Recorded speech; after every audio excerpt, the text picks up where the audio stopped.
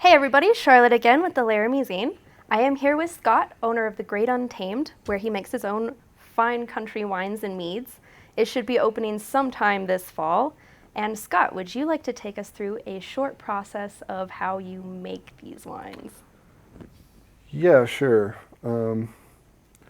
Basically, the wines are made, a country wine is a wine that's made out of anything besides grapes. So, root vegetables or any other kind of fruits. And mead is wine made with honey. So I just take one of those things, mix it with water. For the country wines, the fruit and root vegetable and etc. I have to add additional sugar, and with the meads it's just water and honey, and maybe some spices, some herbs, some kind of flavoring usually, or just plain. And then add yeast to that, let it go. You gotta keep an eye on it, and make sure it's doing well the whole time, and then stop the fermentation when it's ready. Sometimes do some tweaking afterwards, and then put it in a bottle. So when you say stop the fermentation, how long do you generally mean? Like how long does this take to make? It can be anywhere from about a month and a half to 3 or 4 months. Oh, so it has to sit for a while. Yeah. Okay. It just depends on the wine. So I know everyone, at least everyone that I know who knows you, rants and raves about your beet wine. But which other flavors are you really proud of and that you're really excited to showcase? The beet wine really is my favorite. I have made some pretty interesting carrot wine lately. I think that will be a popular one. What else? Strawberry, of course. Mm. Everyone loves strawberry wine. They write country songs about it. And I think just the meads in general, because I really, really like mead. And you just can't find good mead in Wyoming. Well, I haven't been to the new meadery in Gillette, but you can't go to the liquor store and buy good mead. So it sounded like the way you were describing wine and mead is fairly interchangeable then. Like you could essentially have a wine that you really like and just add some honey. Or is there something different that I'm The missing? flavor is different when you use honey. Mm-hmm. Well, I guess it's fermented honey, isn't it? Yeah. Yeah. So. Yeah, and it's just got a different flavor. Excellent. I don't think I've ever had it before, actually. Oh man. Well. So get ready for fall, right? Yeah. When did you first start doing this? When was this attractive to you? It was a long time ago. I won't say how old I was, but me and a friend just found this little article in a coffee table book, and it said, "Here's how you make mead." We're like, "That sounds cool. Let's try it." Just a sense of adventure then. Yeah, and I really liked it. He didn't, so I just kept making it. And what about all the unique flavors? I guess, I mean, if it has its own name, a country wine or a country mead, then it's not too uncommon. It's just something that I may have never heard of much. Yeah, the reason they call country wine is I think it pretty much goes back to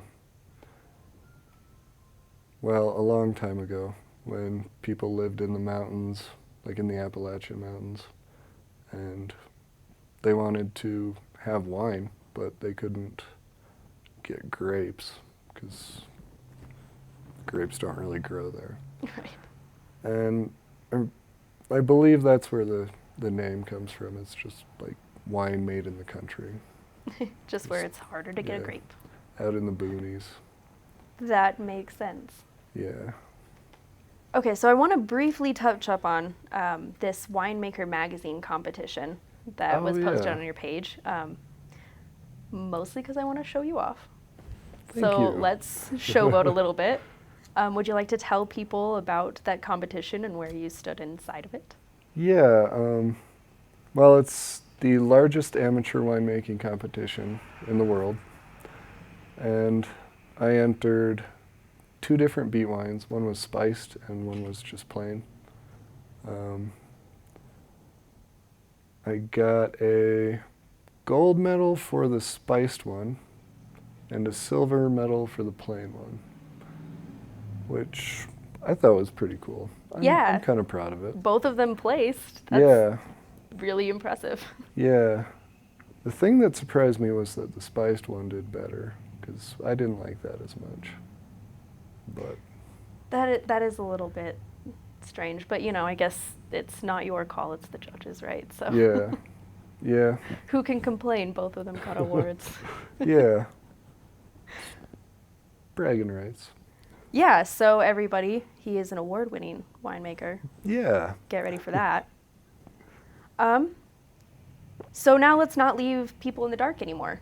Let's talk about the actual Great Untamed. We're inside of it right now on a bunch of couches, which I still don't quite understand why there's so many couches. Wouldn't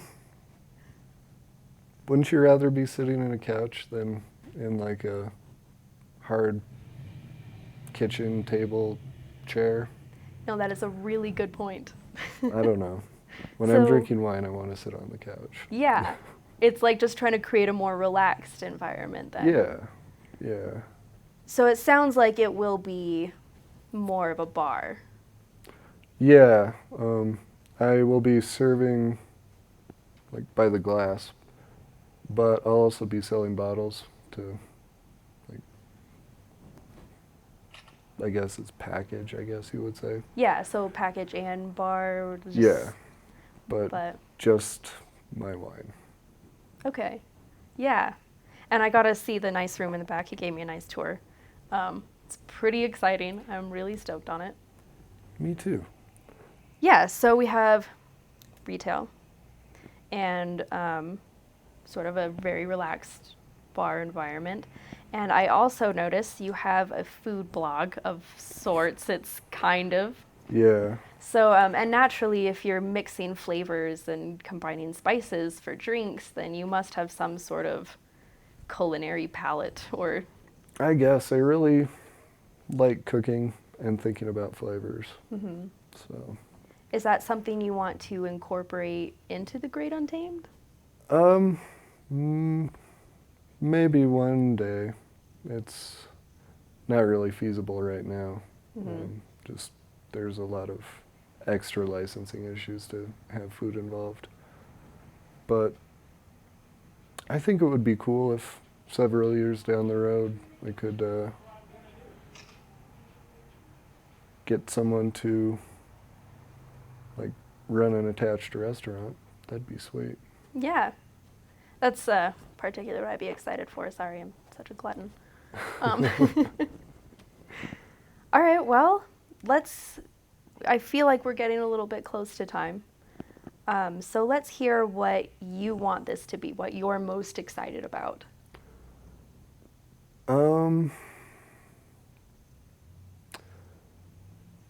I guess the thing I'm most excited about is to be making wine as a job. But as far as a business, like for people to come into, I think it'll be pretty sweet to have like a bar sort of setting that's also like full of couches and very laid back. I think Laramie doesn't really have something like that. Like a kind of quiet bar, I guess. Yeah, not very open to the partying environment. Yeah, I mean, not like a library where I'm gonna tell people to shut up, but hopefully it'll be just like a nice, mellow, laid-back place. But if it gets flooded with people every night, I won't complain. Right. Well, is there anything people can do to help string this along, or is it just waiting in anticipation? I think it's just waiting. I mean, I've got a little bit more work to do here, and then gotta get some inspections done, and hopefully it'll be producing within a few weeks. But that may be optimistic. I don't know. Better to be optimistic, right? Yeah. Yeah. Well, great. Thank you so much. Nice chatting. I'm awfully excited for the Great Untamed, and so should you be. Me too. It'll be Laramie's first fine country wine and mead. Yeah. I guess bar might be a summary. It's hard to say bar without, Yeah. I don't well, know. it's a Expecting winery. something different. A winery. There's Yeah. the word.